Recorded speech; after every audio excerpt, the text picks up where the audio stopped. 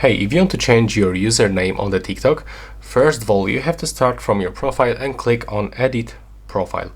And right now, you got username, so you have to click on it. And also, you got preview how the link of the username looks. So currently, you can actually change your username once every 30 days. So if it's not available, it means that you have to wait 30 days until you will be able to change it. So now we can use your keyboard and type whatever you want.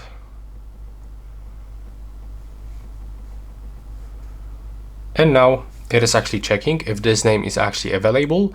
And if it is available, you will get this mark right here, the green mark, and you can click Save and tap to change your username.